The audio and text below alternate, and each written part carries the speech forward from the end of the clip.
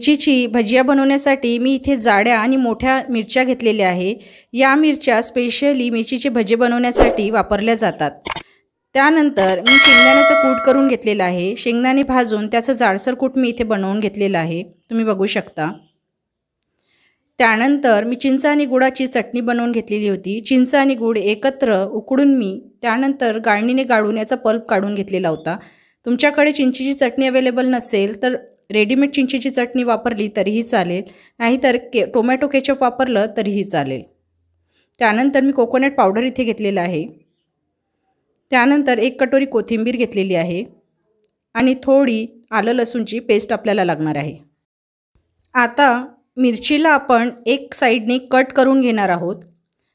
अशा पद्धतीने याला कट करून घ्यायचं आणि यातल्या सर्व बिया आपल्याला काढून घ्यायच्या आहे, कारण सारण बनवून आपल्याला मिरचीच्या आतमध्ये भरायचं आहे। अशा पद्धतीने सर्व बिया काढून याला व्यवस्थित साफ करून घ्यायचं। तुम्ही बघू शकता सर्व मिरच्या मी अशा पद्धतीने साफ करून घेतलेल्या आहे। आता आपण नेक्स्ट प्रोसेस बघूया। यामध्ये आपल्याला मिरच्या ज्या आहे त्या डायरेक्ट हाय फ्लेमवर भाजायच्या आहे। अशा पद्धतीने भाजल्यामुळे मिरचीला छान स्मोकी असा फ्लेवर येतो। तुम्ही बघू शकता अशा पद्धतीनेच सर्व मिरच्या हाय फ्लेमवर व्यवस्थित भाजून घ्यायच्या। सर्व मिरच्या मी अशा पद्धतीने भाजून तयार करून घेतलेल्या आहे। आता आपल्याला भज्यांसाठी पीठ भिजवून घ्यायचं आहे। यासाठी मी 1 कटोरी बेसन घेतलेलं आहे। बेसन मी बाउलमध्ये घालून घेणार आहे। यानंतर यामध्ये हाफ चम्मच हळद घालून घ्यायची, हाफ चम्मच तिखट घालून घ्यायचं, हाफ चम्मच आपल्याला धनेपूड घालून घ्यायची आहे। त्यानंतर थोडी लसूण आल्याची पेस्ट आपण यामध्ये घालून घेतलेली आहे। त्यानंतर मीठ घालून घ्यायचं, थोडा ओवा घालून घ्यायचा आणि थोडी कोथिंबीर आपण घालून घेणार आहोत। यानंतर थोडं पाणी घालून या मिश्रणाची छान थिक अशी पेस्ट बनवून घ्यायची। पातळ पेस्ट याची नाही बनवायची आहे। तुम्ही बघू शकता मी थिक पेस्ट याची बनवून घेतलेली आहे। अशा पद्धतीने याची छान जाडी अशी पेस्ट बनवून घ्यायची। आता आपल्याला मिरचीच्या आतमध्ये भरण्यासाठी सारण बनवून घ्यायचं आहे। त्यासाठी मी गॅसवर तवा ठेवलेला आहे। त्यावर 3 ते 4 चमचे तेल घालून घेतलेलं आहे। तेल तापलेलं आहे। यामध्ये 1 चमचा मोहरी घालून घ्यायची, 1 चमचा जिरे घालून घ्यायचं। हे छान परतून घ्यायचं। त्यानंतर 1 चमचा लसूण आल्याची पेस्ट घालून घ्यायची। याला पण छान सुगंध सुटेपर्यंत आपल्याला परतून घ्यायचं आहे। गॅसची फ्लेम लोच ठेवायची, मसाले जळायला नको।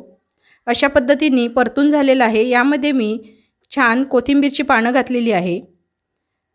कोथिंबीरमुळे या सारणाला खूप छान फ्लेवर येतो। कोथिंबीरसुद्धा छान परतून झालेली आहे। यामध्ये कोकोनट पावडर घालून घ्यायचं। सर्व मसाले लो फ्लेमवरच परतायचे, याचा कलर बदलायला नको। अशा पद्धतीने कोकोनटसुद्धा परतून झालेला आहे। यामध्ये मी आता शेंगदाण्याचं कूट घालून घेतलेलं आहे।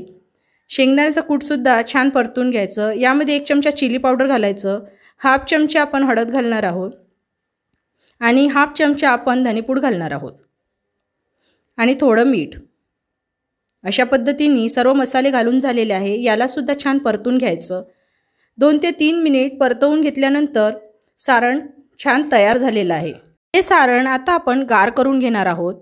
बाउलमध्ये काढून मी गार करून घेतलेलं होतं। यामध्ये चिंच आणि गुळाची चटणी आपण घालून घेणार आहोत। थोडी थोडी करून घालायची, मिश्रण खूप पातळ व्हायला नको आणि सारण मिरचीच्या बाहेर यायला नको।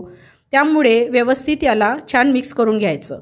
आता हे सारण आपण मिरचीच्या आतमध्ये व्यवस्थित भरून घेणार आहोत। तुम्ही बघू शकता अशा पद्धतीने सारण सर्व मिरचीच्या आतमध्ये भरून घ्यायचं। याच पद्धतीने सर्व मिरच्यांच्या आतमध्ये सारण भरून मी मिरच्या तयार करून घेतलेल्या आहे। आता याची आपल्याला भजे बनवायची आहे। भजे बनवण्यासाठी मिरची घ्यायची आणि जे आपण चना डाळीचं बॅटर तयार करून घेतलेलं होतं त्या बॅटरमध्ये याला डीप करून घ्यायचं। थोडं काळजीपूर्वक डीप करायचं। मिरची भाजल्यामुळे थोडी नरम पडलेली असते, त्यामुळे सारण बाहेर निघण्याची भीती असते। बॅटर थोडं जाडसरच भिजवायचं। अशा पद्धतीने छान डीप करून घ्यायचं आणि याला आता गरम तेलामध्ये तळायला घालायचं। गॅसची फ्लेम हायच ठेवायची आणि तेल छान तापलेलं असलं पाहिजे। अशा पद्धतीने सर्व मिरचीचे भजे मी यामध्ये घालून घेणार आहे। तुम्ही बघू शकता मी याला छान परतून घेतलेला आहे। मिरचीचा कलर बघू शकता तुम्ही, खूप सुंदर आलेला आहे। चवीलाही अप्रतिम लागतात। आंबट गोड अशी चव याला येते. चिंचाचा गोड घातल्यामुळे याची वेगळीच चव अशी येते. तुम्ही याआधी कधीच खाल्ले नसेल अशी भजी बनवून तयार होतात. आता याला सर्व करून घेणार आहोत.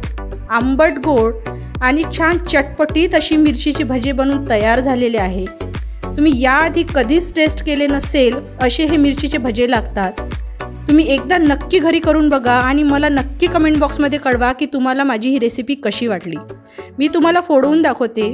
बघू शकता तुम्ही आतमधलं जे सारण आहे ते किती छान ज्युसी आणि पल्पी असं दिसत आहे. चवीलाही अप्रतिम लागते. तुम्ही याला टोमॅटो सॉससोबत सर्व करू शकता किंवा कुठलीही आंबट गोड चटणी तुम्ही यासोबत सर्व करू शकता. रंग बघू शकता तुम्ही किती सुंदर आलेला आहे. नक्की घरी करून बघा. नवनवीन रेसिपीजसाठी बघत रहा शुभांगीज किचन मराठी.